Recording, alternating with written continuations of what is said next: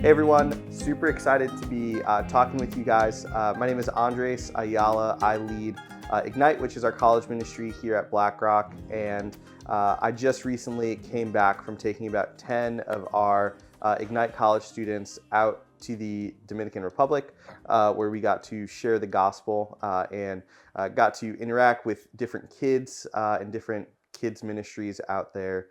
It was a great time. Like I said, we spent a lot of our time at Mission of Hope, which is a missions organization that BlackRock has partnered with. And we just spent time ministering to kids. So we do kids camp in 2 different communities, which is really sweet. We did a skit. The first skit that we did was the parable of the lost sheep. And then the second skit we did was the prodigal son. And it was just an awesome opportunity to be able to watch our college students act out what it looks like to lose the shepherd losing the sheep and finding it, and then the prodigal son story. And they just owned it so well, and getting to share the gospel with probably about 50 different kids over our time out in the Dominican Republic. There's something being in the U.S., especially going to BlackRock, when you kind of have a second gen Latino who their parents speak Spanish, but they didn't necessarily grow up in a Spanish church or hearing worship in Spanish. There's something that happens when you get to watch them engage with Spanish music. And our team was like dancing and just having so much fun.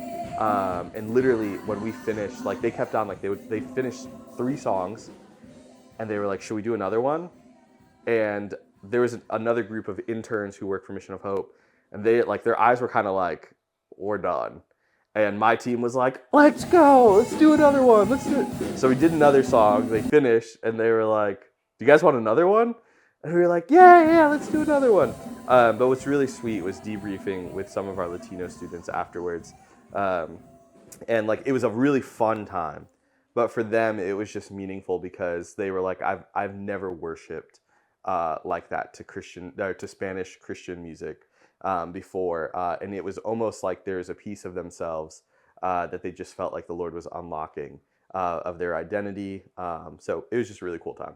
So I would say the like most impactful story, but also the story that really I think speaks about what God was doing on the trip, happened at a house that we were not intending on going to. Our translator who was with us was like, no, there's a house over there. So he just walked. Like, and one of the girls that was with us was like, that looks like we shouldn't walk past there. Like, it looks like it's a private residence.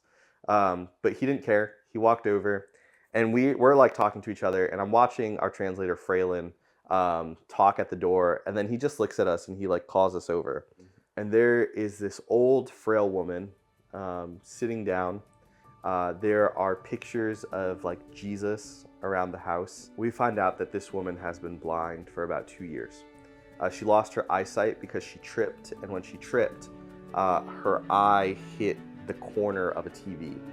And slowly her eyesight went away, but she hadn't had her eyesight for about 2 years.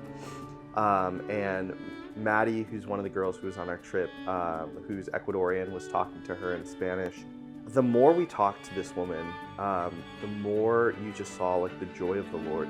She just kept like praising God. She just kept singing for about like 5 to 6 minutes. She literally was just singing worship to God.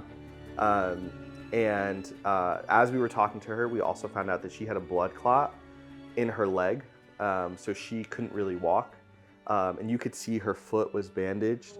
Al llegar al más allá, con su manto luminoso, tú también nos cubrirás. The more that we talked to her, the more I could just tell my team was like being really impacted.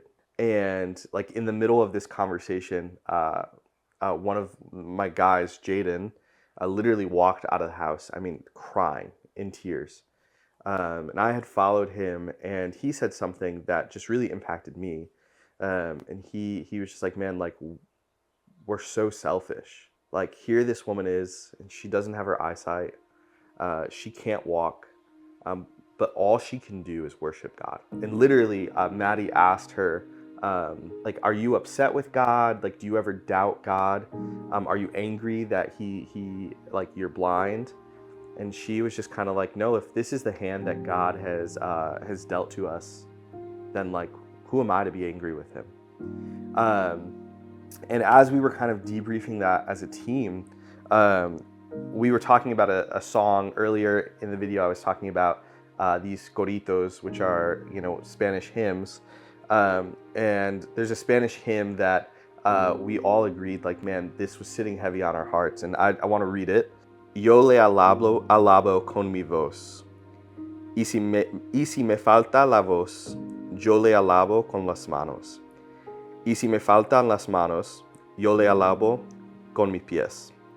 Y si me faltan los pies, yo le alabo con el alma. Y si me faltara el alma, es que ya me fui con él.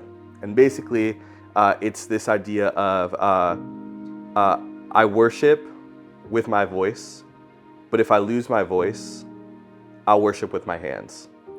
And if I lose my hands, then I'll worship with my feet. And if I lose my feet, then I'll worship with my heart. And if I lose my heart or my soul, it's because I've gone to be with God.